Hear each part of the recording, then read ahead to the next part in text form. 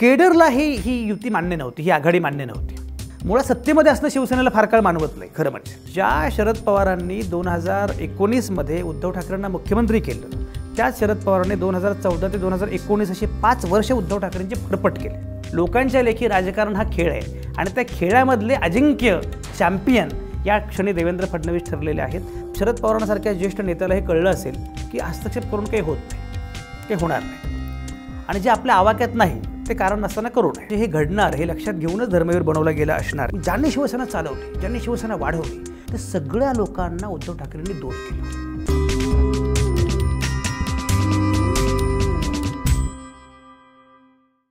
नमस्कार, मी विनायक पाचलक आणि थिंक बँकच्या बिहाइंड द सीन्समध्ये तुम्हा सगळ्यांचं मनापासून स्वागत.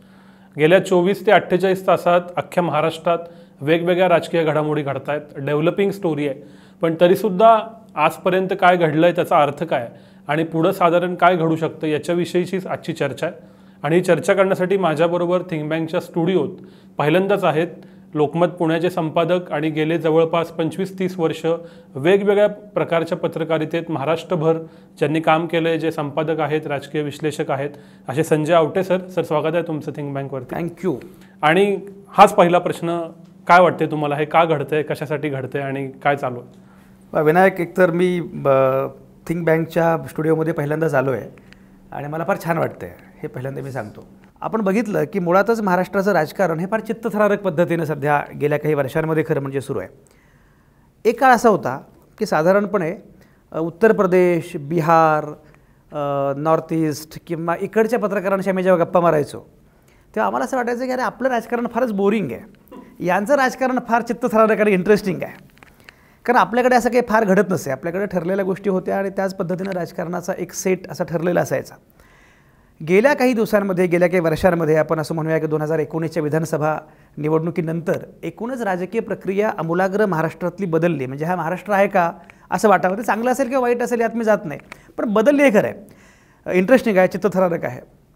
आणि मी गमतीनं असं म्हणत असतो की महाराष्ट्राची विधानसभेची 2019ची निवडणूक आणि त्यानंतरचा निकाल आणि सरकार बनण्याची प्रक्रिया याच्यानंतर पत्रकारितेमध्ये 2 वर्ष काम केलेल्या लोकांनासुद्धा आपण 25 वर्ष राजकारण पाहतो आहोत असं वाटावं, इतकं समृद्ध केलं आणि इतका अनुभव दिला. तुम्हाला माहिती आहे की त्या सगळ्या चित्तथरारक सरकार बनण्याच्या, स्थापन करण्याच्या प्रक्रियेवर मी पुस्तक पण लिहिलं होतं. गेम ऑफ थ्रोन्स मराठी पटकथा नावाचं माझं पुस्तक आलं आणि मला तेव्हा याची खात्री होती की पडण्याची प्रक्रियासुद्धा अशी चित्तथरारक असणार आहे. कारण ते पडणं सोपं पण नव्हतं, पण ते पडणार याची मला खात्री तेव्हाच होती. मला फक्त चिंता एकच होती की माझं पुस्तक येईपर्यंत सरकार राहावं. मुद्दा असा की यातल्या सगळ्या गमती सोडल्या तरीसुद्धा साधारणपणे आपण असं बघूया की सरकार स्थापन करण्याची प्रक्रिया जी होती ना, त्यामध्येच हे सरकार पडणार हे गृहीत होतं, अनुस्यूत होतं. कारण ते सरकार 5 वर्ष टिकेल असं काही मानण्याचं कारण नव्हतं. साधी गोष्ट अशी आहे की मुळामध्ये भाजप आणि शिवसेना या दोघांनी एकत्रितपणे निवडणूक लढवली विधानसभेची. त्यापूर्वी लोकसभेची निवडणूकही दोघांनी लढवली. मोदी पुन्हा पंतप्रधान झाले आणि आश्चर्यकारकरित्या 2014पेक्षाही अधिक जागा मोदींना मिळाल्या, भाजपला मिळाल्या, की जे अजिबात अपेक्षित नव्हतं, कदाचित भाजपलाही अपेक्षित नसेल. कारण 2014ची लाट फार वेगळी होती. 19ला असं काही नव्हतं खरं म्हणजे, पण लोकसभेला जो निकाल लागला लोकसभेचा तो प्रचंड वेगळा होता. आणि त्यानंतर विधानसभेची निवडणूक महाराष्ट्राची जेव्हा सुरू झाली तेव्हा आपल्याला माहिती आहे की तेव्हा चित्र असं होतं की विरोधकच नाही आहेत. म्हणजे विरोधी पक्ष नेतेपद मिळावं एवढ्या तरी जागा कोणाला मिळतील की नाही विरोधी पक्षाला, अशी अवस्था होती. आणि देवेंद्र फडणवीस हे अगदी सिंगल हँडेडली सगळं कॅम्पेन करत होते. विरोधक प्रचंड हतबुद्ध झालेले, अशा प्रकारची अवस्था होती. त्यामुळे सरकार आहे पण विरोधकच नाही अशी अवस्था होती. निकाल लागल्यानंतर मात्र विरोधक आहेत, सरकारच नाही, अशी अवस्था बराच काळ आली होती. आणि त्यानंतर सरकार ज्या पद्धतीनं तयार झालं त्यामध्ये भाजपला दूर ठेवणं हा सगळ्यात महत्त्वाचा अजेंडा सगळ्याच पक्षांचा होता. काँग्रेस, राष्ट्रवादी काँग्रेस आणि शिवसेना हे एकत्र येईल असं खरं म्हणजे, एकत्र येतील असं खरं म्हणजे कोणालाही वाटलं नव्हतं. किंबहुना शिवसेना आणि काँग्रेस एकत्र येतील असं न वाटल्यामुळेच भाजपनं शिवसेनेची अट फार गंभीरपणे घेतली नाही. मग कदाचित त्यांना तेव्हाच हे कळालं असतं की शिवसेना काही वाटेल ते करून सरकार बनवेलच, तर कदाचित वेगवेगळ्या पद्धतीने शिवसेनेला सोबत घेण्याचा प्रयत्न झाला असता खरं म्हणजे. तसा तो झाला नाही. पण एनिवे ते सरकार तेव्हा या भाजप शिवसेना याचं सरकार काही स्थापन झालं नाही. शिवसेना यांच्यासोबत आली आणि मधल्या काळात जो पहाटेचा शपथविधी झाला तर त्याच्यानंतर तर आणखी चित्तथरारक गोष्टी घडल्या आणि मग पुन्हा महाविकास आघाडी सरकार कशा प्रकारे स्थापन झाले हे आपल्या सगळ्यांना माहिती आहे. पण मी मगाशी म्हटल्याप्रमाणे त्या स्थापनेमध्येच हे अनुस्यूत होतं की हे सरकार पडणार. याची कारणं फार महत्त्वाची आहेत. पहिलं कारण असं आहे की मुळामध्ये नैसर्गिक पार्टनर्स हे नव्हते. म्हणजे काँग्रेस आणि शिवसेना यांनी एकत्र येणं, म्हणजे तुम्हाला आठवत असेल की 2014च्या वेळीसुद्धा निवडणुकीपूर्वीच, विधानसभा निवडणुकीच्या पूर्वीच सरकार पडलं होतं महाराष्ट्रातलं काँग्रेस आणि राष्ट्रवादी काँग्रेस यांच्यामधल्या अंतर्विरोधामुळे. म्हणजे काँग्रेस आणि राष्ट्रवादी काँग्रेस हे नैसर्गिक मित्र असूनसुद्धा ते सरकार पडलं होतं. त्यात पुन्हा शिवसेना आल्यानंतर हे सरकार 5 वर्षात टिकेल असं मानण्याचं काही कारण नव्हतं. तरी ते टिकलं. याची 2 कारणं अशी. पहिलं कारण म्हणजे मुळामध्ये सत्तेत राहणं सगळ्यांनाच आवश्यक होतं. म्हणजे काँग्रेस आणि राष्ट्रवादी काँग्रेस हे बराच काळ सत्तेपासून दूर होते. राष्ट्रवादी काँग्रेसची मजा अशी आहे की स्थापनेपासून आणि जन्मापासूनच सत्तेचा चमचा तोंडात घेऊनच ते जन्माला आलेले आहेत. 1999 पासून ते 14पर्यंत सरकारच गेलं. त्यामुळे राष्ट्रवादी काँग्रेसचा प्राणवायूच गेला होता. काँग्रेसला सुद्धा राज्यामध्ये सरकार येणं आवश्यक होतं. त्यामुळे सत्तेमध्ये असणं महत्त्वाचं होतं आणि शिवसेनेला सत्तेमध्ये राहणं महत्त्वाचं होतं. हे पहिलं कारण. आणि दुसरं कारण कोरोना. ह्या 2 कारणांमुळे ते जे काही टिकले त्या काळामध्ये टिकले. पण मी मगाशी म्हटल्याप्रमाणे तरी हे फार काळ शक्य नव्हतं. याची महत्त्वाची कारणं अशी की मुळात या 2-3 पक्षांमध्ये असणारे अंतर्विरोध जे आहेत, म्हणजे देवेंद्र फडणवीस जे म्हणत होते की हे सरकार त्यांच्या अंतर्विरोधामुळेच पडेल, तर ते एका अर्थानं खरं आहे. कारण अंतर्विरोध असणार होते, आहेत. हा एक भाग होता. दुसरा मुद्दा विनायक मला असं दिसतं, म्हणजे तुम्हाला माहिती आहे की मी फार जमिनीवर असणारा आणि सगळीकडे फिरणारा भटकणारा असा संपादक आहे. तर माझ्या लक्षात आलं होतं की केडरला ही युती मान्य नव्हती, ही आघाडी मान्य नव्हती. कार्यकर्त्यांना महाविकास आघाडी सरकार मान्य नव्हतं. म्हणजे कारण त्यांचा मुद्दा असा होता की आम्हाला ग्राउंडवर लढायचं आहेच काँग्रेस राष्ट्रवादीशी, आणि काँग्रेस राष्ट्रवादीसोबत सरकार तुम्ही स्थापन केलं तर आम्ही करायचं काय. आणि भाजप शिवसेना यांची अलायन्स नॅचरल आहे ग्राउंडवर. म्हणजे हा मुद्दा, हा महाविकास आघाडी सरकार राज्यामध्ये आहे, सत्तेमध्ये, हे ठीक आहे. पण त्या काळात मी औरंगाबादला होतो. औरंगाबादमध्ये महानगरपालिकेमध्ये आम्ही काँग्रेस राष्ट्रवादीसोबत जाऊ हे त्यांना मान्यच नव्हतं. तर तिथलं सगळंच नॅरेटिव्ह वेगळं होतं. अशा वेळी काँग्रेस राष्ट्रवादीसोबत जाणं सरकारमध्ये किंवा इथे या स्थानिक स्तरावर हे शक्य नाही. तर मग अशा प्रकारचा बऱ्यापैकी एक मोठा मुद्दा होता. दुसरा मुद्दा असा होता की जे आत्ता अनेक जण सांगतायत की राष्ट्रवादी काँग्रेसनं बऱ्यापैकी स्पेस काबीज केलेली होती. म्हणजे सरकारमध्ये मुख्यमंत्री आमचा आहे, पण सरकार मात्र राष्ट्रवादी काँग्रेस चालवतं. अशा प्रकारची पण एक गोष्ट होती. त्यामुळे या 2 गोष्टींमुळे हे सगळं सुरूच झालेलं होतं. त्याला एक अतिरिक्त मुद्दा जो मिळाला तो म्हणजे उद्धव ठाकरेंचं एकूण व्यक्तिमत्व. मुळामध्ये ठाकरेंना सरकारमध्ये स्वतः असणं, स्वतः मुख्यमंत्री असणं हे ठाकरेंची काही सवय नाही किंवा ठाकरेंचा तो स्वभाव नाही. ठाकरे एकूण कुटुंबियांचा किंवा ठाकरेंचा रिमोट कंट्रोल म्हणून काम करणं ही वेगळी गोष्ट आहे. आणि प्रत्यक्ष काम करणं, त्याच्यामध्ये गव्हर्नन्सचा मुद्दा येतो, त्यामध्ये ब्युरोक्रेसी सांभाळणं, अनेक गोष्टी असतात. उद्धव ठाकरे जेव्हा स्वतः तिथे आले आणि मग असं लक्षात आलं की बऱ्याच गडबडी होत आहेत, की ज्या प्रकारे कामाचा एक वेग असतो, गव्हर्नन्सचा एक आवाका असतो, प्रशासन समजण्याची एक पद्धती असते, आणि हे करत असताना मास लीडरप्रमाणे सगळ्या लोकांना सोबत घेऊन चालणं हा एक जो स्वभाव असतो, त्याच्या अनुषंगाने काही गोष्टी पुढे येऊ लागल्या. आणि या सगळ्यामध्ये असं वाटलं की मुळामध्ये घटक पक्षांमध्ये तर अंतर्विरोध आहेतच.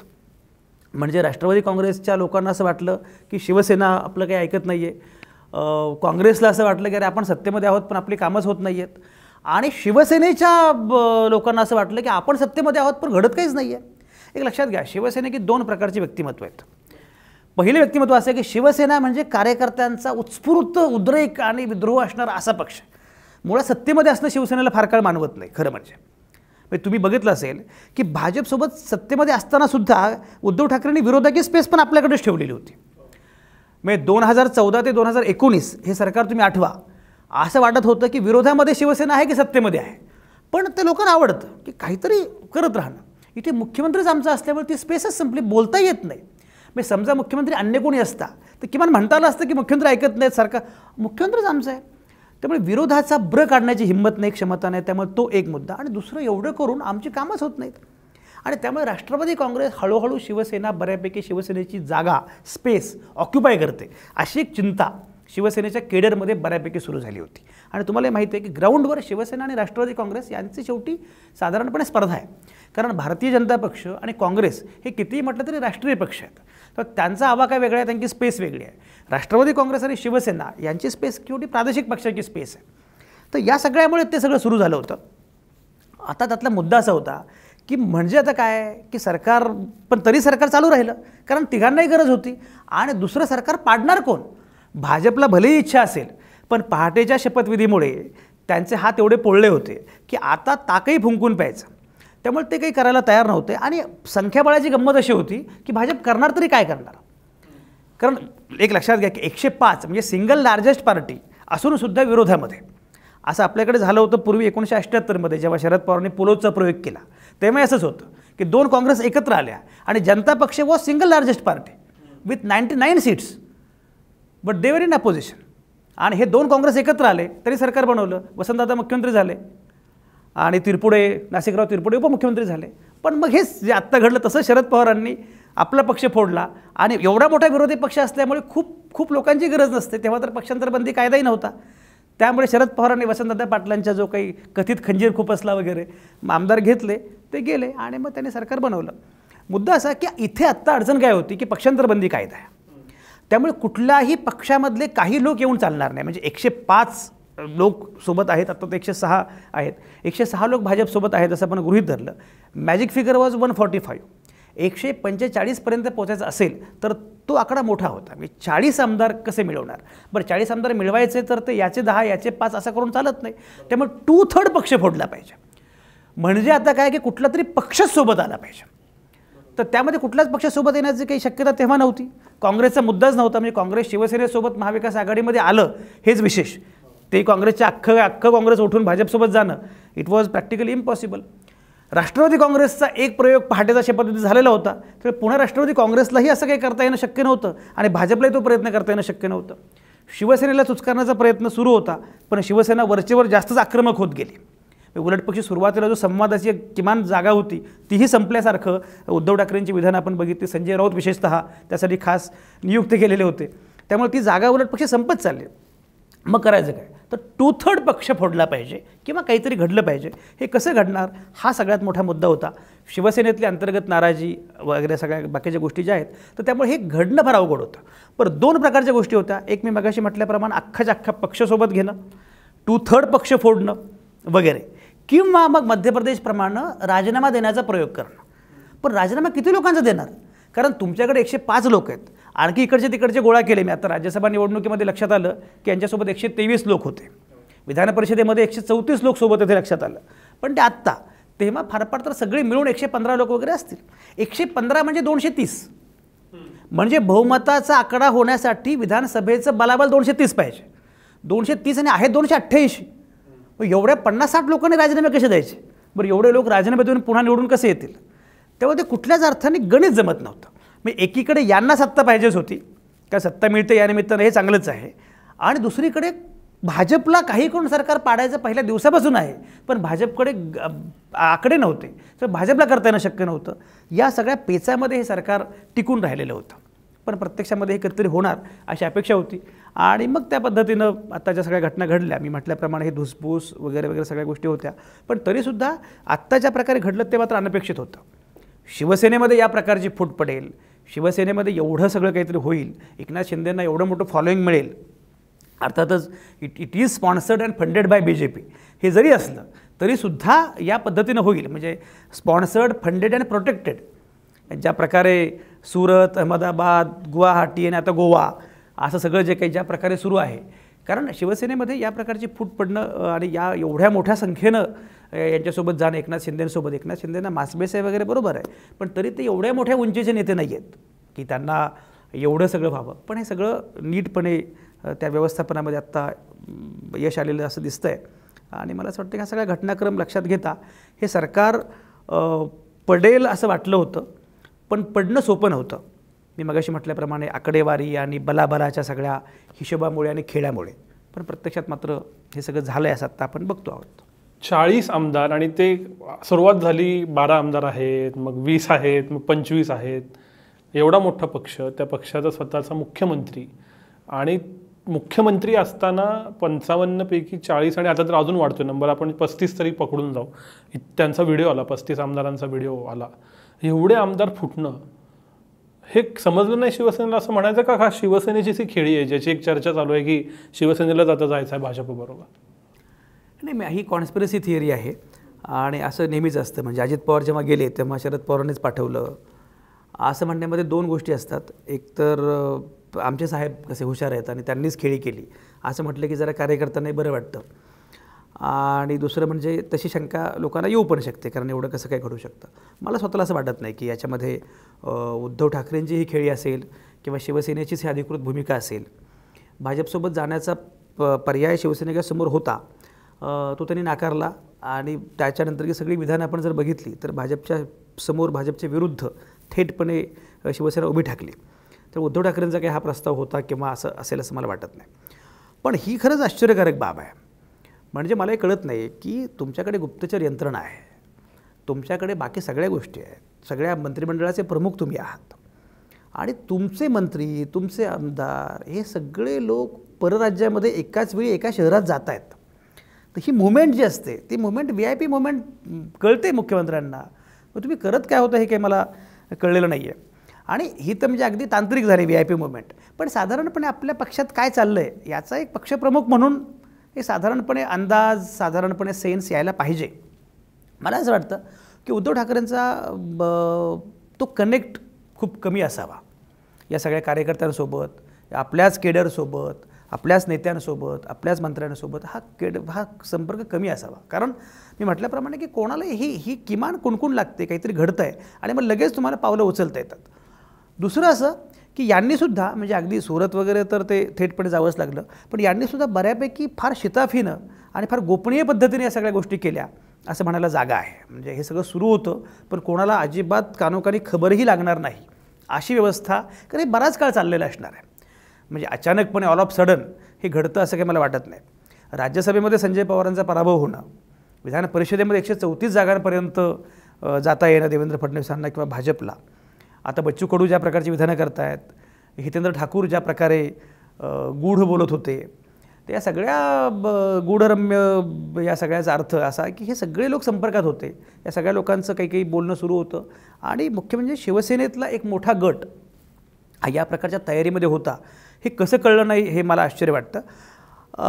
गृहमंत्रालय राष्ट्रवादी काँग्रेसकडे आहे. राष्ट्रवादी काँग्रेसला याची कुणकुण लागलेली असणार असं मला वाटतं.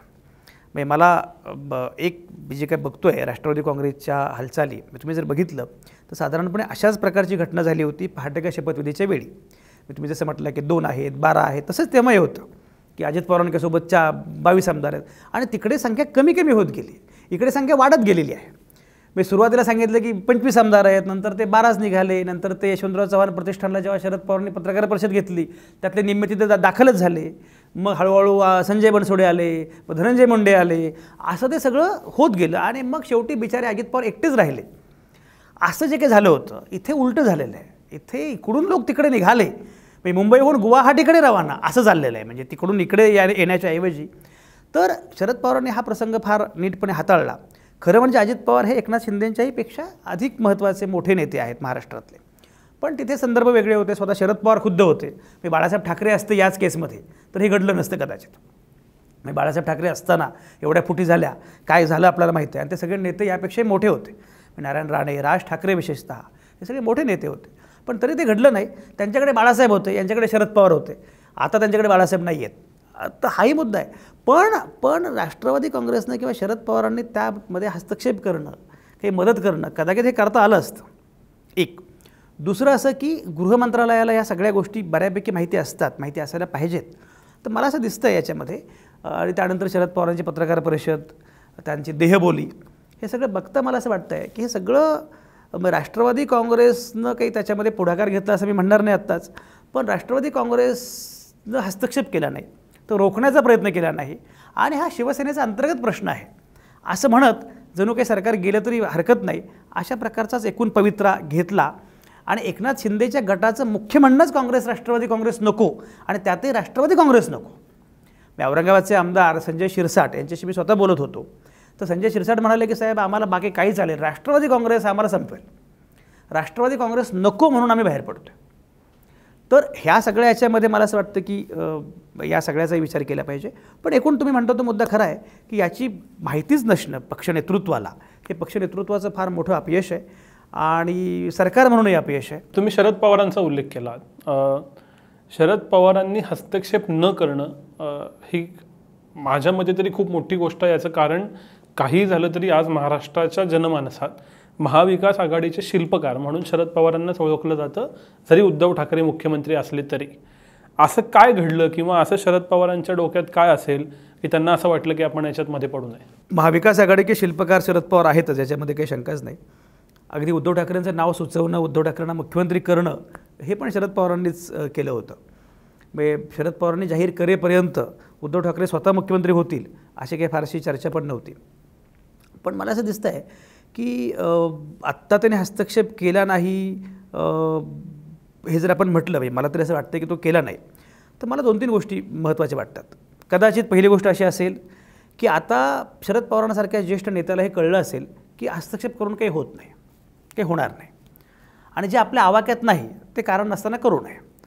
म्हणजे अपयशाचा धनी होण्यापेक्षा आपण काही प्रयत्न न करणं चांगलं, कारण तो त्यांच्या पक्षाचा मुद्दा आहे आणि आत्ता आपण या क्षणी काहीच करू शकत नाही असं वाटलं असेल, ही पण एक शक्यता आहे. दुसरी शक्यता अशी आहे की जरी महाविकास आघाडी सरकार शरद पवारांनी स्थापन केलं आणि शरद पवारांनी सगळ्यांची मोठ बांधली वगैरे सगळं केलं, तरीसुद्धा ज्याप्रमाणे शिवसेनेला असं वाटत होतं की राष्ट्रवादी काँग्रेस पक्षामुळे आपल्याला धोका आहे, कदाचित शरद पवारांनी असं वाटलं असेल की यातून शिवसेनेला फार बळ मिळणं हे राष्ट्रवादी काँग्रेससाठी फार काही चांगलं नाही आहे. कारण मी मगाशी म्हटल्याप्रमाणे शेवटी अंतिमतः जमिनीवरची स्पर्धा ही राष्ट्रवादी काँग्रेस विरुद्ध शिवसेना अशी आहे. त्यामुळे शिवसेनेला फार महत्त्व मिळणं हाही मुद्दा असू शकतो. तिसरा मुद्दा मला असं दिसतं आहे की एकूणच या सगळ्या निर्णय प्रक्रियेमध्ये शरद पवारांना किती स्थान होतं याबद्दल माझ्या मनात शंका आहे. ज्याप्रमाणे उद्धव ठाकरेंच्या कारभाराबद्दल अनेकांचे आक्षेप आहेत, ते सर्वपक्षीय आक्षेप आहेत की उद्धव ठाकरेंच्या कामकाजाबद्दल सगळ्यांना सोबत घेऊन मुख्यमंत्र्यांनी गेलं पाहिजे, तसे हे जात नाहीत याबद्दल असे अनेक आक्षेप आहेत. त्याच्या अनुषंगानेही काही गोष्टी असू शकतात. शेवटी तुम्ही मुख्यमंत्री आहात, पण मुख्यमंत्री आपल्या पक्षासाठी माझ्यासाठी कितपत सोयीचं आणि गैरसोयीचं आहे याचे काही आडाखे असतात. त्यामुळे मला असं वाटतं की तोही मुद्दा असेल. कारण काय मला माहिती नाही, पण मला असं वाटतं स्वतः की शरद पवार रोखू शकले असते का माहीत नाही, शरद पवारांनी यात पुढाकार घेतला का वाटत नाही, पण शरद पवारांनी हस्तक्षेप केला नाही, रोखण्याचा प्रयत्न केला नाही, हे मात्र मला वाटतं आहे. त्याची कदाचित ही जी 2-3 कारणं आहेत ती असू शकतील. उद्धव ठाकरे मुख्यमंत्री झाले ते शरद पवारांच्यामुळे, महाविकास आघाडी सरकार स्थापन झालं ते शरद पवारांच्यामुळे, तरीसुद्धा समहाऊ नरेंद्र मोदी, अमित शहा आणि खुद्द देवेंद्र फडणवीस यांच्या लेखी शरद पवारांना जेवढं महत्त्व दिलं जात होतं तेवढं महत्त्व उद्धव ठाकरे शरद पवारांना देत होते का याबद्दल मी साशंक आहे. काही विरोध केला, काही केलं तरी नरेंद्र मोदी, अमित शहा याच्यामध्ये शरद पवारांना एक वेगळं महत्त्व आहे, वेगळं स्थान आहे. मला असं वाटतं समहाऊ की ते सुद्धा काहीतरी आहे, ते केमिस्ट्री असते. तर त्यामुळे त्यातसुद्धा काही गडबड झाली का हे बघितलं पाहिजे. मग हे सगळ्या बघण्याच्या गोष्टी आहेत, बिटवीन द लाईन्स आहेत, प्रत्यक्ष काही निष्कर्ष काढावेत अशा प्रकारचं काही नाही आहे. पण एकूण हे सरकार असलं काय आणि नसलं काय तरी बिघडत नाही असं वाटणं इतपत राष्ट्रवादी काँग्रेस किंवा शरद पवार या निष्कर्षापर्यंत आले होते का हे बघायला पाहिजे. आय डोंट नो, पण शेवटी फॅक्ट रिमेन्स द फॅक्ट की शरद पवारांनी रोखण्याचा प्रयत्न केला नाही असं आपण तरी बघतो आहोत असं मला वाटतं. कदाचित त्यांनी आतून प्रयत्नही केले असतील आणि कळलं असेल की असे काही प्रयत्न करून होणार नाही अशी पण शक्यता आहे. अशाबद्दल काही भाष्य करणं कठीण आहे, पण आपण अंदाज बांधू शकतो, आपण आडाखे सांगू शकतो. पण मग ह्या सगळ्या पॉलिटिकल ॲडव्हेंचरिझममुळं जे काही गेल्या 2.5 वर्षात झालं, म्हणजे चित्तथरारक 36 दिवस त्याच्यावरती पुस्तक लिहिणं इतपत ते मोठं झालं, नक्की कुणाला काय मिळालं? का हा झिरो सम गेम झाला आहे 2.5 वर्षानं, किंवा कदाचित म्हणजे आता शिवसेनेकडे तर अशी परिस्थिती आहे की 3/4 गेलेत ऑलमोस्ट, राष्ट्रवादी परत सत्तेत नाही, काँग्रेस परत सत्तेत नाही, मग मिळालं काय या प्रयोगातनं? शिवसेनेला सगळ्यात मोठा फटका बसलेला आहे असं वाटतं. खरं म्हणजे शिवसेना उलटपक्षी सगळ्यात मोठी लाभार्थी आहे या प्रयोगाची, अशा प्रकारची चर्चा होती. याचं कारण असं की 2014 ते 2019 या कालावधीमध्ये आपण लक्षात घ्या की या कालावधीमध्ये शिवसेना भाजपसोबत सत्तेमध्ये गेली. म्हणजे मजा बघा, म्हणजे राष्ट्रवादी काँग्रेसची खेळी, शरद पवारांची खेळी, ज्या शरद पवारांनी 2019मध्ये उद्धव ठाकरेंना मुख्यमंत्री केलं, त्याच शरद पवारांनी 2014 ते 2019 असे 5 वर्ष उद्धव ठाकरेंची फरफट केले. कारण 2014मध्ये जेव्हा निवडणुकीचा निकाल लागला तेव्हा तुम्ही लक्षात घ्या की 2014मध्ये चारही पक्ष वेगवेगळे लढलेले होते. तेव्हा प्री इलेक्शन अलायन्स नव्हती. त्यामुळे काँग्रेस, राष्ट्रवादी काँग्रेस, भाजप, शिवसेना हे चारही पक्ष वेगळे लढलेले होते. भाजपकडे single largest party was BJP, पण बहुमत नव्हतं, बहुमताचा आकडा नव्हता आणि कोणीतरी सोबत आलं पाहिजे आणि नॅचरली शिवसेना येईल. आणि शिवसेनेला माहिती होतं की आता आपल्याशिवाय यांना पर्यायच नाही आहे. त्यामुळे शिवसेना पण उलट पक्ष निकाल लागण्याच्या आतच प्रफुल्ल पटेलांनी पत्रकार परिषद घेतली आणि राज्याच्या व्यापक हितासाठी आम्ही भाजपला बाहेरून पाठिंबा द्यायला तयार आहोत अशी भूमिका घेतली. त्यामुळे शिवसेनेची बार्गेनिंग पॉवर संपून गेली एका झटक्यात.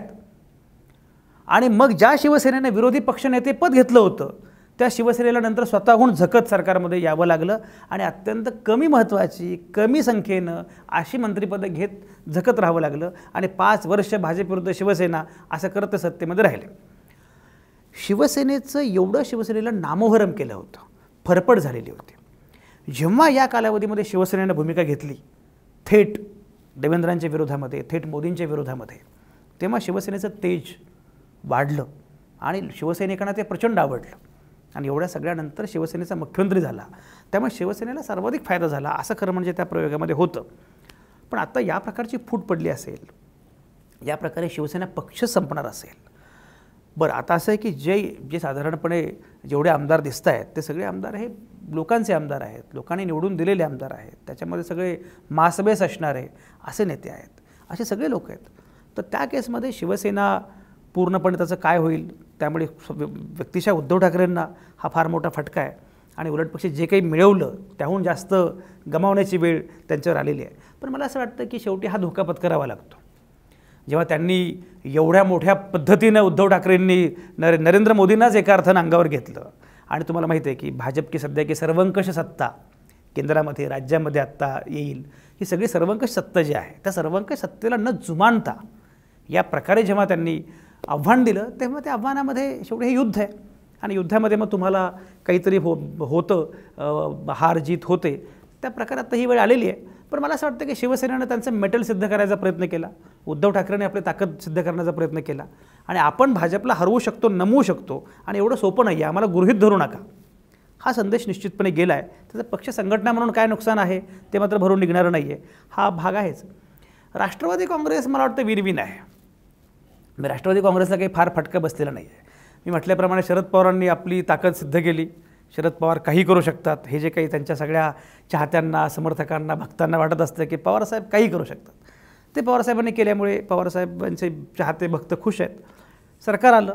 शेवटी असं असतं की आपण किती म्हटलो तरी 2-2.5 वर्ष सरकारमध्ये असणं याचे काय फायदे आहेत ते सरकारमध्ये असणाऱ्यांनाच माहिती असतात, ते आपल्याला बाहेर राहून कळत नाहीत. पण तुम्हाला माहिती आहे की अगदी म्हणजे चीफ सेक्रेटरी 4 महिन्यांचा असतो, पण लोक अगदी 2 दिवससुद्धा वाढून मिळाले. त्या दिवसांचे काय हिशोब असतात मला माहिती नाही, पण एकूण 2.5 वर्ष सत्तेमध्ये असणं याचे काय फायदे ते राष्ट्रवादी काँग्रेसला कळतं आणि त्याने ते नीटपणे करून घेतलेले असणार. आणि नाहीतर आता 1-2 वर्षच राहिलेलं होतं, त्यामुळे ठीक आहे आता सत्ता गेली तरी हरकत नाही. त्यामुळे त्यांना जे फायदे हवे होते ते त्यांनी मिळवले. त्यांची प्रतिमा काही भंगलेली नाही आहे, कारण त्याच्यामध्ये राष्ट्रवादी काँग्रेसच झळच बसलेली नाही. उलटपक्षी सरकार स्थापन केलं पवारसाहेबांनी, पण तुम्हाला राखता आलं नाही असं म्हणायला लोक मोकळे आहे. त्यामुळे शरद पवारांच्या नेतृत्वाविषयी कोणी प्रश्न उपस्थित करणार नाही. राष्ट्रवादी काँग्रेसला केडरवर उलट पक्षी लक्षात घ्या, शिवसेना दुभंगल्याचा सर्वाधिक फायदा हा ग्राउंडवर राष्ट्रवादी काँग्रेसला आहे. एवढा मोठा तुल्यबळ स्पर्धक जो ग्राउंडवर होता तो गेला. त्यामुळे राष्ट्रवादी काँग्रेसला तशी काही फार मोठी अडचण नाही आहे. आणि काँग्रेसला अनपेक्षितपणे मिळालं होतं, अनपेक्षितपणे गेलं. त्यामुळे त्यांना काही फार मोठा, मला असं वाटतं की याच्यामध्ये जो सगळ्यात मोठा लाभार्थी होता शिवसेना, तो सगळ्यात मोठा लूजर ठरलेला आहे हे मात्र दिसतं आहे. त्यामध्ये राष्ट्रवादी काँग्रेस विन विन सिच्युएशनमध्ये आहे आणि काँग्रेसला 2 वर्ष सत्ता मिळाली ह्याच्या पलीकडे काही फार मोठी अडचण आहे असं मला वाटत नाही. या सगळ्याचे खरे लाभार्थी किंवा खरे विनर हे देवेंद्र फडणवीस आहेत असं चित्र आत्ता दिसतंय. जरी ते विधान परिषदेचा निकाल लागल्यापासून आत्ता या क्षणी आपण शूट करेपर्यंत त्यांनी काही बाईट दिल्याचं दिसत नाही, त्यांनी काही बोलल्याचं दिसत नाही, पण तेच या पाठीमागं आहेत असं मानलं जातं, चर्चा आहे. आणि जे पहाटेच्या शपथविधीनं घालवलं होतं ते परत मिळवतात का काय? महाराष्ट्र भाजपवर त्यांची एखादी सत्ता दिसते, ज्या पद्धतीचे उमेदवार ते देत आहेत विधान परिषदेला, राज्यसभेला. तर आता महाराष्ट्राचं नेतृत्व म्हणजे फक्त पक्षाचं असं नव्हे, देवेंद्र फडणवीस हे एस्टॅब्लिश झालं आहे का? देवेंद्र फडणवीस हे आता महाराष्ट्रातले सगळ्यात महत्त्वाचे मोठे आणि तुल्यबळ नेते झालेले आहेत, याच्यामध्ये काही शंकाच नाही. एक लक्षात घ्या, मुळामध्ये राजकीय डावपेच, आडाखे आणि त्या सगळ्याचं आकलन ही फार मोठी गोष्ट असते. शरद पवारांकडे ते आकलन होतं. शरद पवारांच्या राजकारणाविषयी आपण सातत्यानं बोललेलो आहोत. पण तरी शरद पवारांच्या काळात त्यांचे निर्णय किंवा काही बाकीच्या गोष्टी असतील, त्यामुळे त्यांना महाराष्ट्रावर अशा पद्धतीचं खरं म्हणजे नेतृत्व त्यांना कधी करता आलं नाही. त्यांना कधी फुल टर्म मुख्यमंत्रीपद पण मिळालं नाही. आणि त्यांनी सारखे पक्ष सोडणं किंवा काय याच्यामुळे अनेक गोष्टी झाल्या. शिवाय खंजीर खुपसणे, विश्वासघातकी, अवसानघातकी असे पण त्यांच्यावर विरोध चिकटवली गेली. म्हणजे निसंदिग्धपणे महाराष्ट्रानं त्यांना नेता मानलं तेव्हा याच्या 80व्या वर्षी. तोपर्यंत त्यांचे विरोधक पण तेवढ्याच मोठ्या ताकदीचे होते आणि त्यांच्याबद्दलचं संशयाचं मळबसुद्धा तेवढंच मोठं होतं. देवेंद्रांचं एक लक्षात घेतलं पाहिजे की 2014 ते 19 या कालावधीमध्ये देवेंद्र फडणवीस मुख्यमंत्री होते. त्या काळात त्यांनी ज्या प्रकारे काम केलं त्यामुळे त्यांची एक प्रतिमा तयार झाली आणि पूर्ण टर्म पूर्ण करणारा मुख्यमंत्री वगैरे ही सगळी, आणि त्या सगळ्याच पद्धतीनं त्यांनी उत्तम काम केलं होतं. 2019ची विधानसभा निवडणूक एक हाती देवेंद्र फडणवीसांनी आपल्या हातामध्ये घेतलेली होती आणि त्यांनी ती लढवली, छान जिंकलीसुद्धा. त्याच्यानंतर जे घडलं तो देवेंद्र फडणवीसांचा फार पतनाचा प्रवास होता काही काळ. देवेंद्र फडणवीसांसारखा इतका धीरोदात्त, व्यूहरचना समजणारा, पॉलिटिकली करेक्ट असा माणूस अशा प्रकारच्या गोष्टी कशा काय करू शकतो असा प्रश्न पडावा. अशा काही गोष्टी घडल्या. त्यातली पहिली गोष्ट म्हणजे अर्थातच निकाल लागल्यानंतर काहीही करून शिवसेनेसोबत सरकार स्थापन करणे हे खरं म्हणजे शक्य होतं आणि आवश्यक होतं. ते असतानाही त्यांनी शिवसेनेला गंभीरपणे का घेतलं नाही माहिती नाही. पण त्यामुळे सरकार जाणं, सत्ता म्हणजे तुम्ही आलेले असताना बरं मी पुन्हा येईन हे त्यांचे वाक्य ही खिल्ली झाली. त्यांच्या घोषणेची एवढी खिल्ली उडवली गेली. मला आठवतं की जेव्हा शिवाजी पार्कावर तो शपथविधी झाला तेव्हा ज्या पद्धतीनं मी पुन्हा येईनची खिल्ली उडवली गेली, ज्या पद्धतीनं मीम्स तयार झाले, ज्या प्रकारे ट्रोल्स तयार झाले, आणि जो माणूस महाराष्ट्राचा बुलंद नेता होता, मुख्यमंत्री होता महाराष्ट्राचा, त्या माणसाबद्दल या प्रकारच्या चर्चा, या प्रकारची विधानं हे सगळं सुरू झालं. चेष्टा थट्टा हे सगळं सुरू झालं. आणि त्यात भरीसभर म्हणून पहाटेचा शपथविधी. म्हणजे मला हे अजूनही कळत नाही. मी देवेंद्र फडणवीसांना विचारलंसुद्धा होतं की मला हे कळत नाही की समजा मला एखादा माणूस येऊन त्यानं सांगितलं की आपल्याला हे करायचं आहे, तर मी त्याच्या प्रमुखाला विचारेन ना की अरे असं मला कळालं, अजित पवार तुमच्याकडे येतात, तुम्ही शरद पवारांशी बोलतच नाही. मी शरद पवारांशी न बोलता तुम्ही या प्रकारचा निर्णय पहाटेच्या शपथविधीचा कसा काय घेतलात. तर एनिवे, पण त्या प्रकरणानंतर तर त्यांची फार मोठी नाचक्की झाली, प्रतिमा मलिन झाली आणि खूप पद्धतीनं पुन्हा ट्रोलिंग आणि बाकीच्या गोष्टी सुरू झाल्या. आणि बुडत्याचा पाय खोलात याप्रमाणे आणखी काहीतरी चुका वारंवार त्यांच्याकडून होत गेल्या. आणि आता हे कसं काय होणार पुढे असं वाटत गेलं. पण मला खरंच कमाल वाटते की एवढ्या प्रकारची नाचक्की, एवढ्या प्रकारची मानहानी, मी एक हाती मिळवून दिलेला विजय आणि तरीही मला विरोधामध्ये बसावं लागणं, रोज थट्टेला सामोरं जावं लागणं, तरीही आपलं संतुलन न ढळू देता शांतपणे आपलं काम धीरोदात्तपणे करत राहणं, यासाठी देवेंद्र फडणवीसांचा आदर्श घेतला पाहिजे. शांतपणे ते काम करत राहिले, शांतपणे काम करत राहिले, त्यांची मोर्चे बांधणी करत राहिले. मला असं वाटतं व्यक्ती म्हणून हे फार महत्त्वाचं आहे. आणि त्याच्यानंतर हे नक्कीच आहे की राज्यसभा निवडणूक असेल किंवा काही असेल, याच्यामध्ये हा सगळा विजय हा काही कुठल्या व्यक्तीचा नसतो. मुळामध्ये संस्था म्हणून हे सगळे, जेव्हा मी मगाशी म्हटल्याप्रमाणे BJP स्पॉन्सर्ड जेव्हा मी म्हणतो, म्हणजे तुम्ही निवडणूक आयोगाकडून एक मत बाद करवणार, तुम्ही दोघांना मतदानाचीच परवानगी नाकारणार, अशा सगळ्या खेळी असतात त्या सगळ्या यंत्रणांचा वापर करून. पण यंत्रणांचा वापर काही अन्य पक्षांनी यापूर्वी केलेला आहे, तो काही नवीन नाही आहे. पण या सगळ्या यंत्रणांचा वापर करून का असेल ना, त्यांनी ज्या प्रकारच्या सावकाशपणे सातत्याने, एक लक्षात घ्या, म्हणजे पंढरपूरची विधानसभा निवडणूक ही फार महत्त्वाची निवडणूक होती. म्हणजे कोल्हापूरची निवडणूक त्या अर्थानं महत्त्वाची नव्हती कारण ते अपेक्षित होती. पण पंढरपूरच्या विधानसभा निवडणुकीमध्ये ज्या प्रकारचं यश मिळवलं देवेंद्र फडणवीसांनी, ते केवळ स्वतःच्या जोरावर मिळवलं, त्यांच्या व्यूहरचनेच्या जोरावर मिळवलं. तर अशा प्रकारे सातत्यानं ते करत राहिले, अजिबात न हरता, हिंमत न हरता. तिन्ही पक्ष एकत्रितपणे आलेले असतानासुद्धा ते शांतपणे करत राहिले. आणि मग मला असं वाटतं की हळूहळू त्यांच्यामध्ये एक संयम आला. जे सुरुवातीला सरकार पडण्याच्या तारखा घोषित व्हायच्या, चंद्रकांत पाटील काहीतरी भयंकर विधानं करायचे, पुन्हा ट्रोल व्हायचे, आणि असं सगळं सुरू होतं.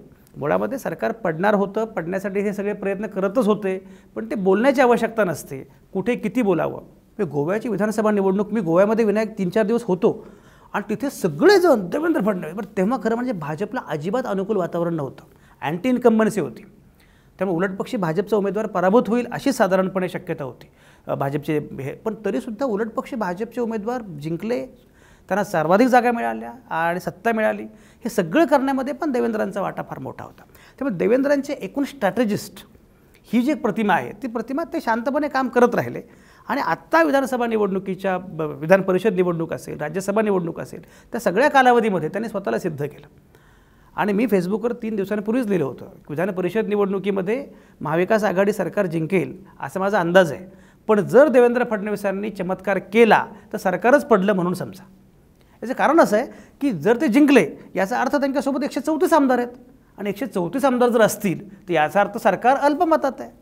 त्यामुळे हे सगळं ते शांतपणे करत राहिले. आणि या पहाटेच्या शपथविधीनंतर मधल्या काळातल्या खूप वायफळ मुक्ताफळांनंतर देवेंद्र फडणवीसांचं लर्निंग असं होतं की काही बोलायचं नाही. अजूनही या क्षणापर्यंत त्यांनी या सगळ्या घटनाक्रमाबद्दल काही भाष्य केलेलं नाही. ते काही बोलले नाहीत, शांतपणे करत राहिले. पण देवेंद्र फडणवीसांनी राज्यसभा निवडणूक जिंकणं, देवेंद्र फडणवीसांनी विधान परिषद जिंकणं आणि देवेंद्र फडणवीसांनी ज्या प्रकारे अभूतपूर्व पद्धतीनं म्हणजे अशा प्रकारचं एवढं मोठं बंड, एवढी मोठी फूट, एवढं मोठं सत्तांतर महाराष्ट्राच्या इतिहासामध्ये कधीही झालेलं नाही आहे. म्हणजे शरद पवारांच्या पोलोच्या प्रयोगापेक्षा सुद्धा हे जास्त अनपेक्षित, जास्त भव्य, संख्येनं जास्त अशा प्रकारचं सत्तांतर होईल असं मला वाटतं. आणि तेही पक्षांतरबंदी कायदा असताना. पक्षांतरबंदी कायदा नसताना हे होणं फार सोपं होतं. पक्षांतरबंदी कायदा असताना हे सगळं करणं, तर हे जे काही केलं आहे त्यामुळे मास्टर स्ट्रोक, स्ट्रॅटेजिस्ट वगैरे जे शब्द आपल्याकडे वापरले जातात आणि कोणी काही म्हणो, महाराष्ट्रातल्या माणसाला अशा प्रकारच्या नेत्याविषयी फार कौतुक असतं. म्हणजे महाराष्ट्रामध्ये कुठला नेता काय व्हिजन घेऊन येतो, कुठला नेता काय प्रकल्प घेऊन येतो, कुठला नेता काय बाकी हे विकास करतो याच्यामध्ये फार रस नसतो. मास्टर स्ट्रोक, स्ट्रॅटेजी, राजकीय खेळी, आडाखे, आपल्याकडे आजही राजकारण हे कुस्तीसारखं मानलं जातं. तर पैलवान.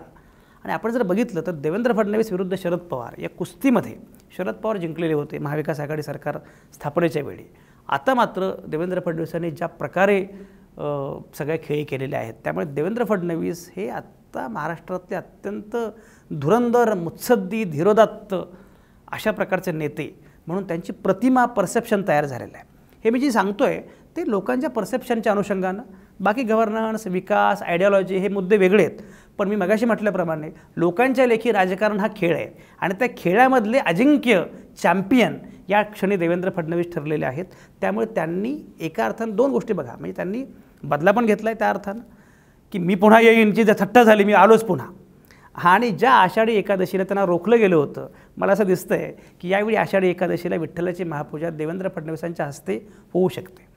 त्यामुळे ज्या पद्धतीनं तो सगळा प्रवास आहे, हा प्रवास लक्षात घेतला तर एकूणच त्यांची प्रतिमा त्यांनी खूप पद्धतीनं जी मलिन झाली होती ती निश्चितपणे खूप उजळ प्रतिमा झालेली आहे, याच्यामध्ये काही शंका नाही. आणि आत्ता या क्षणी कारण शरद पवार इज 80+ आणि त्यांचे सगळे संदर्भच वेगळे आहेत. आता या क्षणी देवेंद्र फडणवीसांच्या स्टेचरचा, दर्जाचा आणि या प्रकारची क्षमता असणारा, पकड असणारा असा नेता महाराष्ट्रामध्ये नाही, हे सुद्धा त्या निमित्ताने त्यांनी अधोरेखित केलेलं आहे. मला याच मुद्द्यावर यायचं होतं. तुम्ही एक खूप इंटरेस्टिंग वाक्य म्हणालात की 2019 जे काही झालं हे जनतेत सोशल मीडियावर आजूबाजूला बघताना, डेटा बघताना असं दिसायचं की शरद पवार विरुद्ध देवेंद्र फडणवीस अशी लढाई आणि त्याच्यात पवार जिंकले. आज 2022च्या जूनला पवार हरलेत का नाही माहीत नाही, पण देवेंद्र फडणवीस जिंकलेत असं परसेप्शन होताना दिसतंय. याचा दुसरा अर्थ लाँग टर्मचा विचार करता शरद पवार सत्तेत असोत अगर नसोत, चर्चेत मात्र तेच राहायचे, महाराष्ट्राचं राजकारण त्यांच्या भोवती फिरायचं. असं पुढचे काही वर्ष, दशकं देवेंद्र फडणवीसांबाबतीत होईल का? देवेंद्र फडणवीस विरोधी पक्षनेते झाले तेव्हा पण मी असं लिहिलं होतं की विरोधी पक्षनेता कसा असावा हे आता काँग्रेस आणि राष्ट्रवादी काँग्रेसनं देवेंद्र फडणवीसांकडनं शिकावं. तर त्यांची ती काम करण्याची पद्धत, शैली याच्यामध्ये काही शंकाच नाही आहे. शरद पवारांची जागा किंवा काही असं काही मी म्हणणार नाही, कारण ती जागा वेगळी आहे. शरद पवारांनी हुशारीनं त्या खेळामध्ये त्याला कुस्तीचं स्वरूप दिलं आणि त्या कुस्तीमध्ये शरद पवार जिंकले आणि नंतर जेव्हा वेळ आली तेव्हा मी कुस्तीमध्ये उतरलोच नाही, अशा पद्धतीनं ते दूर राहिले. पण एक नक्कीच आहे की देवेंद्र फडणवीस हे महत्त्वाचे नेते होतेच, असणारच आहे, त्याच्यामध्ये काही शंका नाही. आणि भविष्यामध्ये सुद्धा, आगामी कालखंडामध्ये सुद्धा देवेंद्र फडणवीस हे महत्त्वाचे नेते महाराष्ट्रातले असतील. मी मगाशी म्हटल्याप्रमाणे एक लक्षात घ्या की देवेंद्र फडणवीसांमध्ये ही क्षमता आहे. मुळामध्ये राजकारणासाठी तुम्हाला राजकारणाचं आकलन असावं लागतं, तुम्हाला प्रशासनाचं आकलन असावं लागतं, प्रशासनावर तुमची पकड असावी लागते. तुम्हाला तुमची एक व्यूहरचना आखता आली पाहिजे. तुम्हाला राजकारण हा आकड्यांचा खेळ आहे. तो आकड्यांचा खेळ तुम्हाला कळायला पाहिजे. तुम्हाला चांगलं शिस्तबद्ध नियोजन करता आलं पाहिजे. संघटन असलं पाहिजे. संघटनेवर पकड असली पाहिजे. मुळामध्ये सरकारमधून बाहेर पडून सुद्धा मुख्यमंत्रीपद गेल्यानंतर सुद्धा सरकार सत्ता गेल्यानंतर सुद्धा त्यांनी आपली पकड सैल होऊ दिली नाही. पकड घट्ट ठेवली आणि शांतपणे ते एक एक विजय मिळवत काहीतरी करत घडतंय काहीतरी असा विश्वास कार्यकर्त्यांना देणं फार कठीण असतं. ते सगळं देत ते शांतपणे पुढे जात राहिले. आणि सगळ्यात महत्त्वाचं म्हणजे त्यांच्या पक्षाच्या आयडियॉलॉजीशी ते कमिटेड आहेत. संघाचे निष्ठावंत कार्यकर्ते आहेत. म्हणजे एक लक्षात घ्या की मी नेहमी राष्ट्रवादी काँग्रेसच्या लोकांना सांगत असतो की देवेंद्र फडणवीस 14मध्ये मुख्यमंत्री झाले नसते तर त्यांनी भाजप सोडलं असतं का? 2014मध्ये नरेंद्र मोदी पंतप्रधान झाले नसते तर त्यांनी भाजप सोडलं असतं का? आणखी 50 वर्ष झाले नसते तरी कोणी पक्ष सोडला नसता. त्यामुळे ती निष्ठा आहे त्या विचारांची. तो विचार चांगला की वाईट हा प्रत्येकाचा आपला पर्स्पेक्टिव्ह आहे. पण माझं म्हणणं असं आहे की त्या विचारांशी कमिटमेंट असणं, त्या राजकारणाच्या अनुषंगानं वाटेल ते करणं, हे सगळं जे आहे ते या सगळ्या गोष्टींमध्ये देवेंद्र फडणवीस अजिंक्य ठरलेले आहेत. हे फार महत्त्वाचं आहे आणि येणाऱ्या काळामध्ये ते तेवढेच महत्त्वाचे तेवढेच प्रभावी नेते असतील याच्यात काही शंका नाही. मुळामध्ये मी मध्यंतरी असं लिहिलं होतं की गणिताच्या पद्धतीनं तुम्हाला तात्पुरतं सत्तांतर करता येतं पण मुद्दा भूमितीचा असतो. राष्ट्रवादी काँग्रेसनं गणिताच्या पद्धतीनं सत्तांतर केलं पण ग्राउंडवर काय आहे? ग्राउंडवर जे केडर आहे संघाचं, ग्राउंडवर जे केडर आहे बाकी सगळं त्याचं काय? बरं तुमचं केडर त्याहून मोठं आहे खरं म्हणजे. काँग्रेसचा मानणारा एक मोठा वर्ग महाराष्ट्रामध्ये आहे. राष्ट्रवादी काँग्रेसचा एक मोठा वर्ग महाराष्ट्रामध्ये आहे. त्याला मोबिलाईज करणं आणि ग्राउंडवर काम करणं, केडरवर काम करणं. म्हणजे मला नेहमी असं वाटतं विनायक की जेव्हा जेव्हा भाजपचं सरकार सत्तेमध्ये येतं, बघा तुम्हाला म्हटल्याप्रमाणे सरकार येतात जातात, कुठलं चांगलं कुठलं वाईट मला असं काही वाटत नाही. देवेंद्र फडणवीसांनी काही फार थोर काम केलं गेल्या 5 वर्षांमध्ये केलं होतं असं काही माझं म्हणणं नाही आहे. उद्धव ठाकरेंनी काही फार उत्तम काम केलं असं माझं म्हणणं नाही. आपण आत्ता या खेळाच्या अनुषंगानं आणि खेळींच्या अनुषंगानं प्रामुख्याने बोलतो. त्या खेळींच्या अनुषंगानं बोलताना मला असं लक्षात येतं की मुळामध्ये ज्या पद्धतीचं काम, ज्या पद्धतीचं नेटवर्क जेव्हा जेव्हा सरकार येतं तेव्हा पक्ष संघटना मोठी होते. काँग्रेसचं असं होतं, काँग्रेसचं जेव्हा सरकार सत्तेमध्ये येतं त्या पक्ष संघटना सर्वाधिक दुबळी होते. कारण सगळ्यांचं लक्ष सत्तेकडेच असतं, संघटनेकडे कोणीच बघत नाही. म्हणजे मला गंमत अशी वाटते की हे जे सगळे मंत्री झाले काँग्रेसचे, बाळासाहेब थोरातांना भेटायला मी जेव्हा गेलो आणि म्हटलं आता संघटनेकडे तुम्ही काय लक्ष देणार, किती बघणार तुम्ही? पण बाळासाहेब थोरातांचं तेव्हा पक्ष संघटनेकडे अजिबात पूर्णपणे दुर्लक्ष होतं. कारण त्यांचं महसूल मंत्रीपद त्यांच्या लेखी फार महत्त्वाचं होतं. वेऱ्या चंद्रकांत पाटील जेव्हा महसूल मंत्री होते तेव्हा त्यांना हे माहिती होतं की मी महसूल मंत्री आहे पण मला पक्ष संघटनेसाठी काम करायचं. मला असं वाटतं की हा जो मुद्दा आहे पक्ष संघटनेसाठी काम करणं, पक्ष संघटनेला बळ देणं, हे लक्षात घेता देवेंद्र फडणवीसांचं हे वैशिष्ट्य आहे की त्यांनी एकाच वेळी ते मुख्यमंत्री जरी असले तरी पक्ष संघटना याकडे त्यांनी कधीच दुर्लक्ष केलं नाही. त्यामुळे आगामी कालखंडामध्ये ते महत्त्वाचे नेते असतीलच. एक लक्षात घ्या, आता खूप मोठी भाकिते करणं किती अवघड असतं हे आत्ता आपण पाहतो आहोत. पण एक नक्कीच आहे की जोपर्यंत राष्ट्रवादी काँग्रेससारखे लोक हा लढा विचारांचा आहे हे लक्षात घेत नाहीत, जे भाजपला कळलेलं आहे, आणि जोपर्यंत भूमिती बदलण्यासाठी प्रयत्न करत नाहीत तोपर्यंत देवेंद्र फडणवीस यांच्यासारख्या नेत्याला आव्हान देणं निव्वळ अशक्य. आपण चर्चा करताना काँग्रेसकडे आलो नाही. याचं कारण असं की काँग्रेस सत्तेत तर आहे, तुम्ही आता त्याची काही उदाहरणं दिलीत, पण आजपर्यंत असं वाचत आलेलं होतं की विरोधी पक्षाची मतं फोडता येतात. इथं सत्तेतल्या काँग्रेसची कोणी म्हणते 3, कोणी म्हणते की 6-7 फुटली कारण शिवसेनेनं मतं ट्रान्सफर केलेली, आणि कशाचंच काही न कौतुक असणं ना दुःख असणं, अशा स्टेजला जी काँग्रेस गेली आहे की ज्याला सगळे लोक एक राष्ट्रीय विरोधी पक्ष म्हणून बघतात, तर खरंच काँग्रेसला भवितव्य आहे महाराष्ट्रात, आणि त्याच्यामुळं म्हणजे महाराष्ट्र एक सॅम्पल घेतलं तर देशात, असं तुम्हाला वाटतं का? नाही, मला असं वाटतं की काँग्रेसला खूपच उज्ज्वल भवितव्य आहे. मुळात 1-2 गोष्टी मला नेहमीच महत्त्वाच्या वाटतात. पहिली गोष्ट अशी की विरोधी पक्षाची स्पेस तर असलीच पाहिजे आणि कुठलाही पक्ष हा दुबळा होता कामा नये आणि कुठल्याच पक्षाची एक हाती सत्ता येता कामा नये. जे पूर्वी काँग्रेसचं होतं की काँग्रेसची एक हाती सत्ता होती आणि विरोधकच नव्हता, आणि मधल्या काळामध्ये प्रादेशिक पक्ष होते. तो एक खरं म्हणजे खूप चांगला काळ होता खरं तर. आता पुन्हा पाशवी बहुमत असा शब्द आपल्याकडे वापरला जातो. त्या प्रकारे भाजपचं बहुमत आणि विरोधी पक्ष नेतेपदसुद्धा मिळवण्याचे मारामार, अशा प्रकारे काँग्रेसची आणि अन्य पक्षांची अवस्था. तर मुळामध्ये हे वाईट आहे लोकशाहीसाठी. तो लोकशाहीमध्ये विरोधी पक्ष आणि सत्ताधारी पक्ष यांच्यामध्ये जागांचं अंतर फार मोठं असू नये या मताचं मी आहे. त्यामुळे माझी इच्छा पण आहे की काँग्रेसला बळ मिळालं पाहिजे. पण सगळ्यात महत्त्वाचा मुद्दा मी तुम्हाला म्हटल्याप्रमाणे आयडियॉलॉजिकली काश्मीर ते कन्याकुमारी जो विचार आहे ना तो काँग्रेसचाच आहे की तो पॅन इंडिया. म्हणजे तुम्ही जर विचार केला तर भाजप दक्षिण भारतामध्ये आज कितीही म्हटलं तरी भाजपच्या सगळ्या विचारांना आणि याला खूप मर्यादा आहेत. तर पॅन इंडिया म्हणजे तुम्ही कुठेही जा, काश्मीर ते कन्याकुमारी, तुम्ही नॉर्थ ईस्टला जा, उत्तर भारतामध्ये जा, तुम्ही कुठे दक्षिण भारतामध्ये जा, काँग्रेसचा एक विचार आहे. मी जसं म्हटलं की ही लढाई विचारांची असते. तर वैचारिक भूमिका लक्षात घेता, विचार लक्षात घेता काँग्रेसकडे एक मोठा विचार आहे आणि तो विचारांना मानणारा एक मोठा वर्ग. म्हणजे काँग्रेसकडे 15% वोटर्स असतील पण ते पॅन इंडिया आहेत, एकवटलेले नसतील कुठे. कदाचित काँग्रेस उद्या कुठल्याही राज्यामध्ये असणार नाही, कदाचित काँग्रेसला उद्या जागा आणखी किती मिळतील माहिती नाही, पण काँग्रेसला हे पॅन इंडिया वोटर्स जे आहेत ना तो महत्त्वाचा मुद्दा मला वाटतो की जो विचारांचा लढा आहे हा एक भाग. दुसरा मुद्दा असा की मुळामध्ये काँग्रेसची भूमिका ही आयडिया ऑफ इंडियाच्या अनुषंगानं आहे, संविधानिक मूल्यांवर उभी असणारी अशी ती भूमिका आहे आणि ती भूमिका समजणारे, ती भूमिका रस्त्यावर घेऊन जाणारे, ती भूमिका सर्वसामान्य माणसांपर्यंत पोहोचवणारे असं नेतृत्व, असं केडर हे सगळं तयार करणं काँग्रेसला अगदी अशक्य नाही आहे, कारण तो विचार चांगला आहे.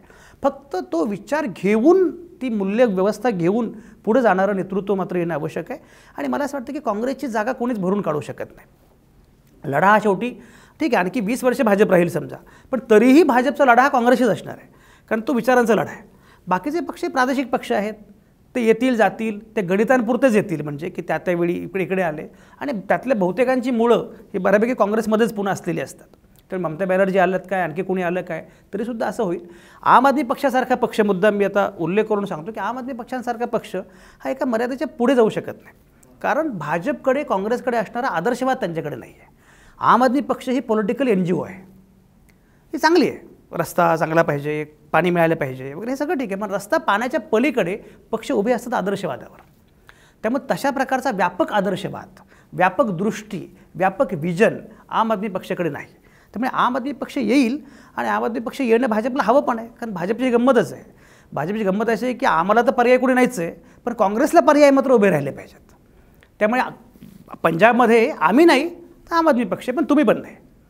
त्यामुळे काँग्रेसची आहे ती जागासुद्धा इतरांना देणं हे त्यांना हवंच आहे, ते छानच आहे त्यांना, पण तरीसुद्धा आम आदमी पक्ष ही भाजपची जागा तर घेणार नाहीच आहे, पण ते काँग्रेसची पण जागा घेऊ शकत नाही. हा लढा काँग्रेसलाच लढावा लागेल. त्यामुळे काँग्रेस उभी राहील, त्यासाठी वेळ लागेल आणि आपण बघतोच आहोत की काळ किती लवकर बदलतो, किती गोष्टी पटकन बदलत असतात, त्यामुळे वेळ लागेल. पण काँग्रेसला भवितव्य निश्चितपणे आहे असं मला वाटतं. नजीकच्या भविष्यामध्ये काय घडेल मला माहिती नाही, आत्ता लगेच भवितव्य आहे का मला माहिती नाही.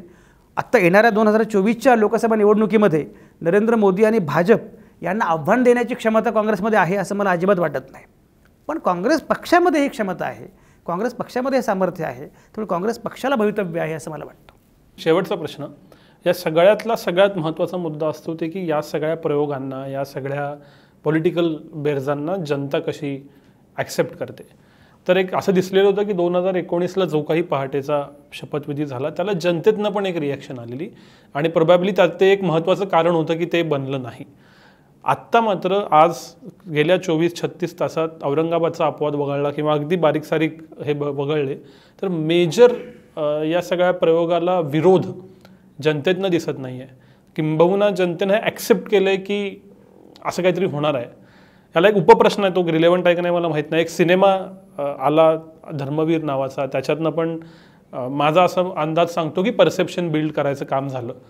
जनतेचं परसेप्शन कसं बनत गेलं, कसं बनतं आहे आणि एक अभ्यासक म्हणून तुम्ही या जनतेच्या परसेप्शनकडं कसं बघता? एक लक्षात घ्या, मुळामध्ये सांस्कृतिक भुयारातनं राजकारण चालतं, त्यामुळे धर्मवीरचा मुद्दा अगदीच रिलेव्हंट आहे आणि उलटपक्षी हे घडणार हे लक्षात घेऊनच धर्मवीर बनवला गेला असणार याच्यामध्ये मला काही अगदी खात्रीच आहे.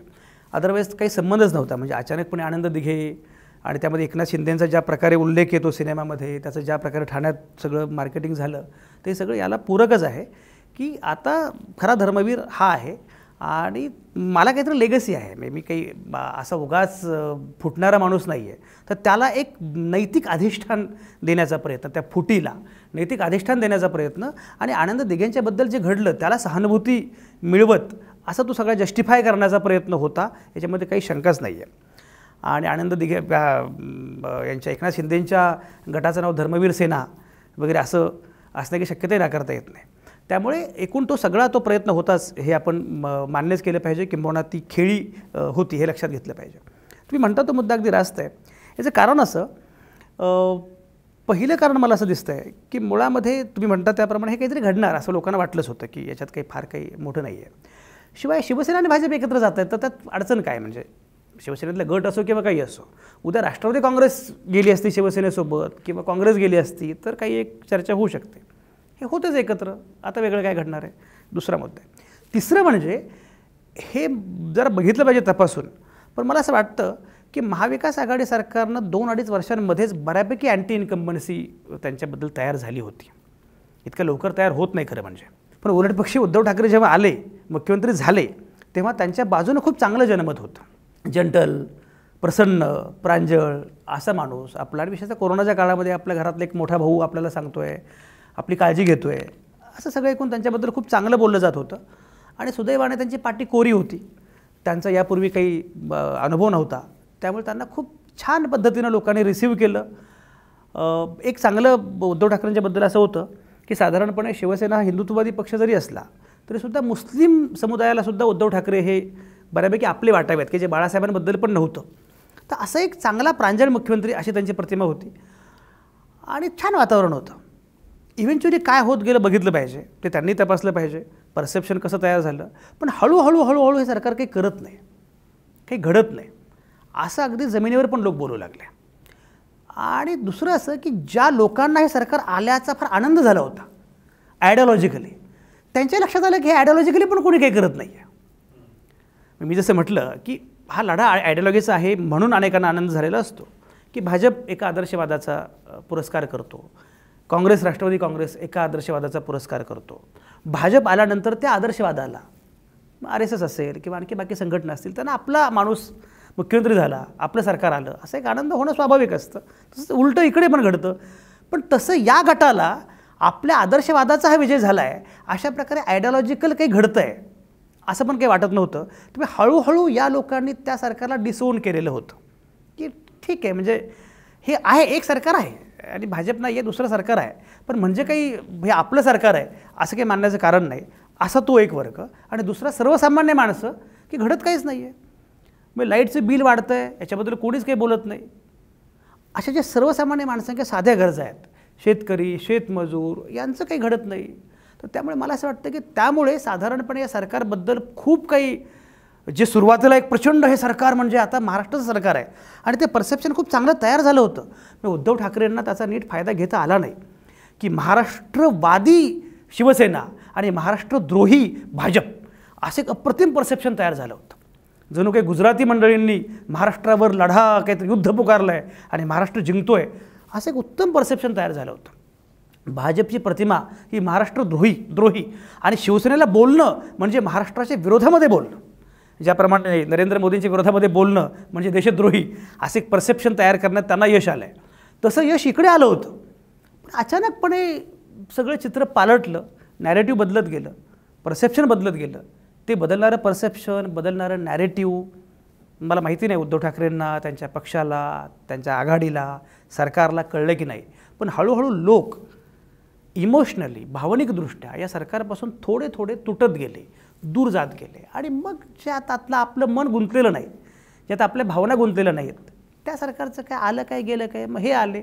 मग त्यांना, त्या लोकांना भाजप येईल याचा काही आनंद नाही आहे, पण हे सरकार जातं आहे याचं दुःख नाही आहे. याच्या उलट जे लोक धुमसत होते आमचं सरकार गेलं की त्यांचे समर्थक असणारच ना, ते मात्र प्रोॲक्टिव्हली दे आर हॅपी.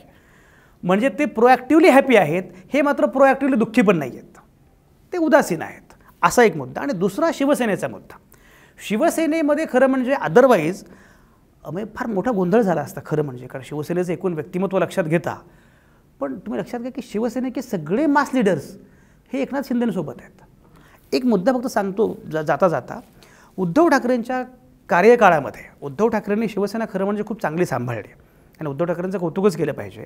प्रत्येक वेळी उद्धव ठाकरेंना अंडर एस्टिमेट करण्याचा प्रयत्न झाला आणि प्रत्येक वेळी उद्धव ठाकरे हे यशस्वी होत गेले. म्हणजे जेव्हा राज ठाकरे गेले सोडून, तेव्हा राज ठाकरेंच्या पुढे उद्धव काय टिकणार. पण Raj Thackeray was know where आणि उद्धव ठाकरे अजिंक्य ठरले. बाळासाहेब गेल्यानंतर काय होणार असा मुद्दा पुढे आला, जिंकले. तुम्ही कल्पना करा, नरेंद्र मोदींना आव्हान देऊन 2014ची निवडणूक विरोधामध्ये लढवली आणि तरीही सर्वाधिक जागा जिंकल्या. ही मोठी गोष्ट आहे.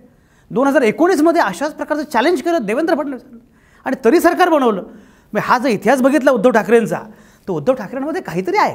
सोपं नाही म्हणजे उद्धव नीतीचा पण अभ्यास केला पाहिजे. म्हणजे मी जसं म्हटलं की डिस्कार्ड करणं फार सोपं आहे. म्हणजे देवेंद्र फडणवीसांचं मुख्यमंत्रीपद गेलं की लगेच देवेंद्र संपले असं मान्य करायला मी तेव्हाही तयार नव्हतो. त्याप्रमाणे उद्धव आता हरले असले तरीसुद्धा उद्धवमध्ये असणारी क्षमता पण नाकारून चालणार नाही. उद्धवमध्ये एक क्षमता आहेच. पण एक महत्त्वाचा मुद्दा लक्षात घ्या, बाळासाहेबांचे जे शिवसैनिक होते, ज्यांनी शिवसेना चालवली, ज्यांनी शिवसेना वाढवली, जे शिवसेनेचा चेहरा आहेत ग्राउंडवर, ते सगळ्या लोकांना उद्धव ठाकरेंनी दूर केलं. शिवाजीराव आढळराव पाटील, आनंदराव अडसूळ, दिवाकर रावते, रामदास कदम, सगळे लोक कुठे आहेत आता? बरं, हे सगळे महत्त्वाचे लोक होते. दिवाकर रावते एकेकाळी किती महत्त्वाचं नाव होतं. रामदास कदम हे किती महत्त्वाचं नाव होतं. आढळराव पाटील आपल्याला माहीत आहेत पुण्यातले, आनंदराव अडसूळ आपल्याला माहीत आहेत. हे सगळे एवढे महत्त्वाची नावं होती. हे सगळे महत्त्वाचे लोक आत्ता आहेत पण शिवसेनेसोबत नाही आहेत. शिवसेनेनं इतक्या महत्त्वाच्या, चंद्रकांत खैरे आहेत, इतक्या महत्त्वाच्या नेत्यांना अडगळीत टाकणं, त्यांना अजिबातच न विचारणं, त्याच्यामुळे झालं आहे काय की ग्राउंडवर लोकांना उलट पक्षी खरी शिवसेना तर हीच आहे असं पण वाटू शकतं. हे पण नॅरेटिव्ह तयार होऊ शकतं, हे परसेप्शन तयार होऊ शकतं. त्यामुळे मला असं वाटतं की या सगळ्याचा विचार करता कदाचित तुम्ही म्हणता त्या प्रकारचा, आणि हे खरंच आहे, हे होत असताना अशा फार काही वाईट घडतं आहे, हे काही वर्षांपूर्वी, काही दिवसांपूर्वी घडलं असतं. मी असं म्हणेन की देवेंद्र फडणवीसांनी वेळ पण योग्य निवडलेली आहे. कारण कोरोनाच्या काळात हे घडलं असतं तर दोन गोष्टी होत्या. पहिली गोष्ट म्हणजे कोरोनाच्या काळात मुळातच लोकांना राजकारण अमान्य होतं, आणि दुसरं, कोरोनाच्या पहिल्या फेजपर्यंत तरी उद्धव ठाकरेंची प्रतिमा फारच उत्तम होती. तेव्हा सरकार पाडलं असतं तर लोक भडकले असते की एवढं सगळं चांगलं सरकार चाललं आहे आणि तुम्ही मुद्दाम सरकार पाडलं. आता मात्र लोक खरंच या ह्याच्यावर आलेत की दे आर इनडिफरंट. ओके, हरकत नाही आहे. त्यामुळे ही वेळ त्या अर्थानं पण योग्य आहे असं म्हणायला हरकत नाही. संजय सर, खरं तर हा डेव्हलपिंग विषय आहे. पुढचे कदाचित काही दिवस, आठवडे, महिने माहीत नाही. मी कदाचित असंख्य व्हिडिओज भविष्यात करावे लागतील. पण 36 तासात जे घडलं ते कदाचित गेल्या 36 महिन्यातलं सार होतं. ते नक्की काय होतं याचा एक पर्स्पेक्टिव्ह तुमच्यामुळे आम्हाला मिळाला. इतके सविस्तर इन्साइट्स दिल्याबद्दल थिंक बँककडून तुमचे खूप खूप आभार. आज इथंच थांबू. परत नक्की भेटूया. धन्यवाद. थँक्यू.